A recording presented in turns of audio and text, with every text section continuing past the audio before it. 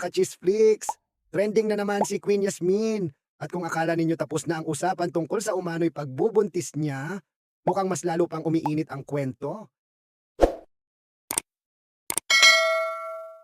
Dahil sa loob lamang ng ilang oras, sunod-sunod ang naging update ni Queen Yasmin sa social media. At ang mga netizens ngayon, mas lalo pang naguguluhan kung ano ba talaga ang tunay na nangyari.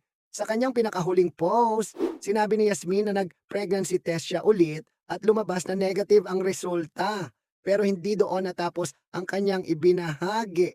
Ayon sa kanyang pahayag, may appointment pa raw sila sa Favela Dasmariñas, Cavite, bandang 1:30 ng hapon para magpa-check up at masigurado kung ano talaga ang nangyari. Dahil ayon sa kanya, gusto niyang makasigurado kung mayroon pa bang pagbubuntis o wala na talaga. Sa parehong post, naglabas din si Yasmin ng napaka-emosyonal na mensahe tungkol sa kanyang partner na si Troy Tuyor, na kilala rin umano o sa pangalang Elmer Villacura. Sinabi ni Yasmin na mahal pa rin niya si Troy, ngunit inamin din niya na nasaktan siya sa mga nangyari nitong mga nakaraang araw.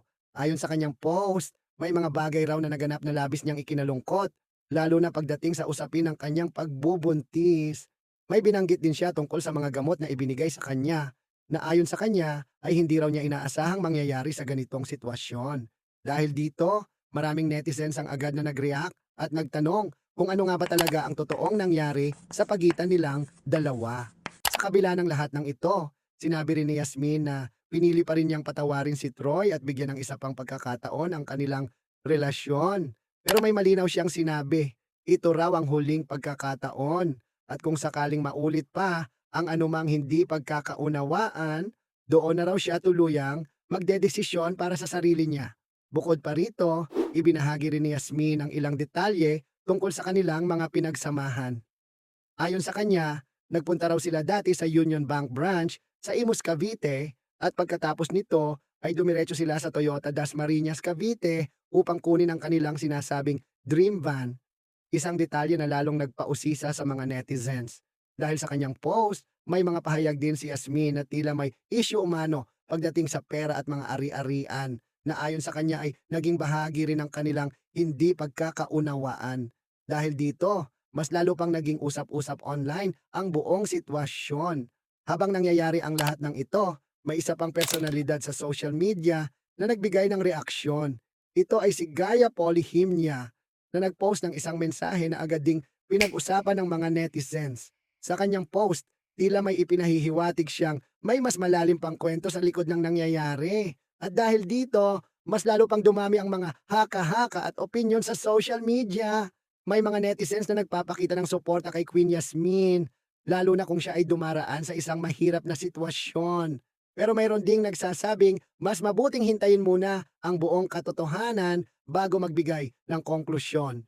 Sa ngayon, ayon sa pinakahuling update ni Yasmin, magpapa-ultrasound pa siya upang tuluyang makumpirma ang kanyang kalagayan.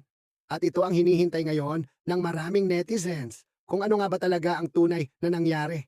Talaga bang buntis siya noong una? Ano ang dahilan kung bakit nagbago ang resulta ng pregnancy test? At ano ang tunay na estado ngayon ng kanilang relasyon?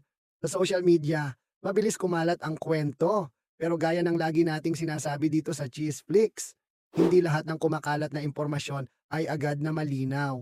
Kaya sa ngayon, marami pa ring tanong ang naghihintay ng sagot. Habang hinihintay natin ang resulta ng kanyang check-up, patuloy namang nagbabantay ang mga netizens sa susunod na update ni Queen Yasmin. Mga ka-Cheeseflix, ano ang masasabi ninyo sa bagong update na ito? Sa tingin ninyo ba ay may mas malalim pang kwento sa likod ng lahat ng ito? O isa lamang itong serye ng hindi pagkakaunawaan na lumaki dahil sa social media?